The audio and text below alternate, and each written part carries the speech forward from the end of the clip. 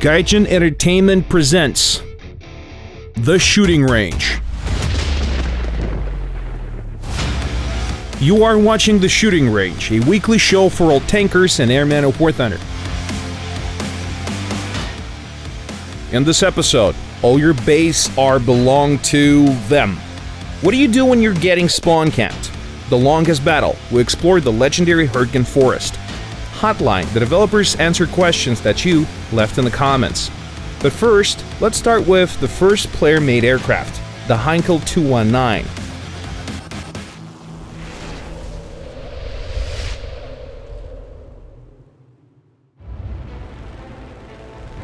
The Battle of Britain heralded a new era of air warfare. The rules changed for a very simple reason. The warring states started to use radars. The first radar stations were crude and bulky, but even those were able to detect single planes at a considerable distance, which gave defenders enough time to scramble their own planes to intercept unwanted guests. There was one small problem though. Once given the approximate location of the enemy aircraft, the interceptors had to locate the target themselves. That wasn't very easy, even during daytime hours when they had clear visuals. At night, it was nothing short of a nightmare. The solution was found fairly quickly. You just had to equip the aircraft with its own radar detection and ranging device, a small airborne radar that would tell the pilot where the enemies were. But even the smallest systems were too big to fit on a single-engine fighter, so the military began installing them on bomber aircraft and heavy fighters. The British refitted the Beaufighters and the Blenheims. The Americans created night fighters out of the A-20s. The Soviets opted to place their nice two sets on the Pedlikov PA-2s. Yes, that's what they were really called. The Germans, well, the Germans were so surprised by the fact that the British bombed back that they tried to put radar equipment on almost everything. By early 1941, however, it became clear that it was not enough. The Luftwaffe needed a new plane, a dedicated night fighter. The only aircraft that could be of use were the late versions of Messerschmitt's Bf-110s, but their production was being cut down in favor of the vastly superior Me-210s. Unlike Reichsminister Göring and his right-hand man Erhard Milch, the savvy aircraft manufacturer that went by the name of Ernst Heinkel was quick to realize that Germany would soon have to fight enemy bombers. By the time Luftwaffe bosses started to see that it was crucial to get a dedicated night bomber, Heinkel's engineers had a plane they could be proud of.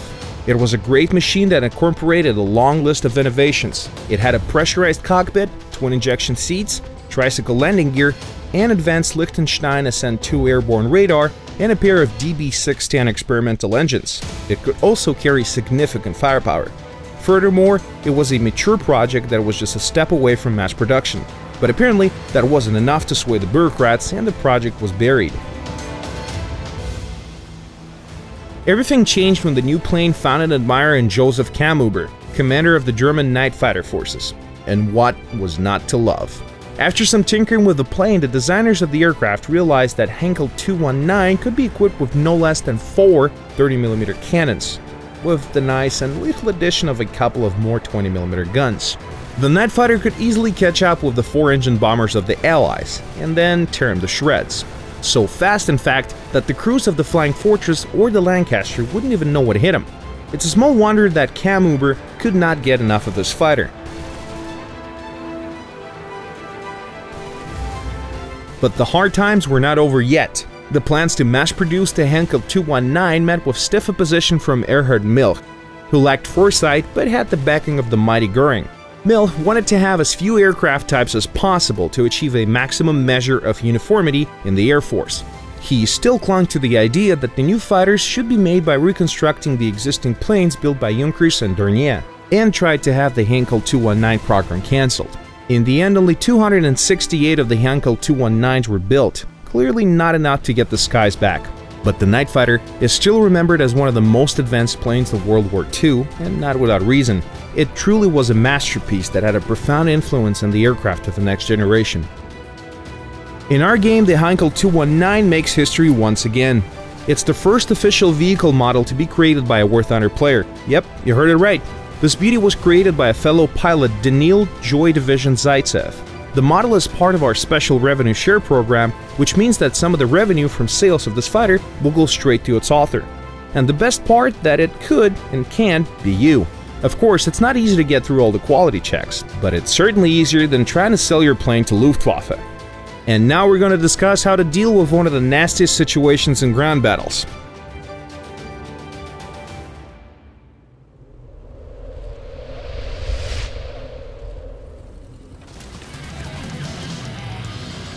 You know the feeling. You just spawned in and you immediately get shot in the face. Oh yeah, a dodgy player just decided to rack up some easy frags. Don't panic. If the enemy came alone, you have a fighting chance to come out on top, especially if your gun can be reloaded fairly quickly and your reaction time is fast. Here's the important thing. Whatever happens, do not move. If you're standing still, you're invulnerable. Not indefinitely, of course, just for 20 seconds or so. But you can freely rotate your turret and fire. 20 seconds of invulnerability is more than enough, especially when your cannon takes only 6 seconds to reload. Yeah, the Brits really got the lucky ticket here.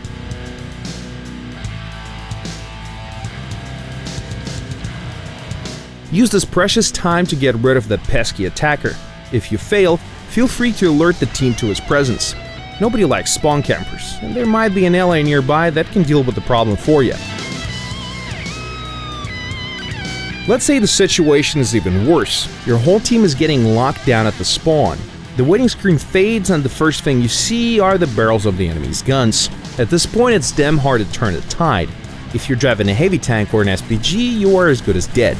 The only thing to do is to spend the last few lives as effectively as possible. In other words, send as many enemy tankers to hangar as you can.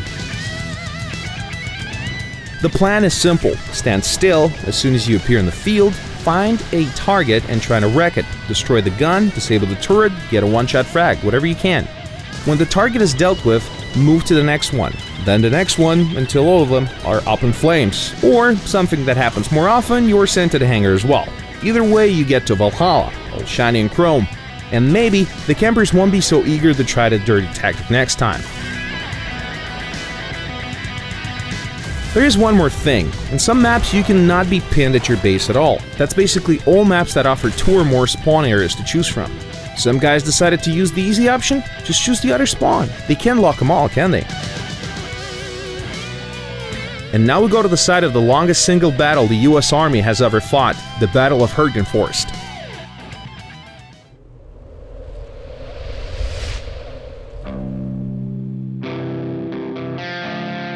Neat fields, rolling hills, deep ravines, and solid woods. Somewhere around here you'll find a small town where every road leads to a church. In the south there is a shallow creek and a few fishermen's huts. In the north, a tiny village with a mill. It's hardly a place for fighting, but this is the exact location of the longest battle in German soil during World War II. And we are going to fight here as well. Let's start from the center. In realistic battles, players spawn in a couple of hamlets on opposite sides of the map. Once you load in, you're free to roam everywhere. But when you leave the cover of your village, you have to cross open country, where it is extremely easy to fall prey to an experienced ATGM-equipped sniper, especially if you're driving one of the slower vehicles. But that's what happens at rank 5 realistic battles. If you switch to arcade, the fighting will commence right in the central area. But don't expect this rural town to be as orderly and predictable as the town in Poland or the city of Berlin. The streets weave and zigzag, the buildings constantly get in the way. Who built this? Whoever they were, they didn't really think about tankers. There are almost no safe routes here. You have to be extra careful, plan ahead, and expect enemies behind every corner. The safest way around is along the edge of the town, and most hiding spots are located in the northern outskirts. The southern side of the map is quite a different story. We find ourselves in an autumn forest. There's no shortage of hideouts and flanking routes. But the control point is out in the open, which means it's a kill zone. Because of that, tankers try to snipe each other from the safety of the hills. The side that take the best positions and has more guns will almost always emerge the victor. The day is won by well-placed shots and swift strikes from unexpected angles. The north is yet another story. The control point is hidden behind a circle of buildings. Looks like a nice defensive position, right? Nope, it's a trap. In the south, the enemy can get to you through a ravine. Using the north, they arrive unnoticed under the protection of natural cover. it's a perfect hunting ground for the likes of the ASU-57. This unimposing vehicle will make you, or your enemies, cry out in despair. If you find yourself in the north, here are a few guidelines. Your vehicle is small and mobile, harass the enemy on the flanks and in the rear. A slow hard hitter? Find a position in the hills, keep calm, and take calculated shots at your equals from the other team. If you come with a squad, get down into the ravine. A solo tank will have a hard time there. And now that we lived through the Battle of Hürtgen Forest, get ready for a traditional last part of our show, Hotline. Developers answering questions from the comments.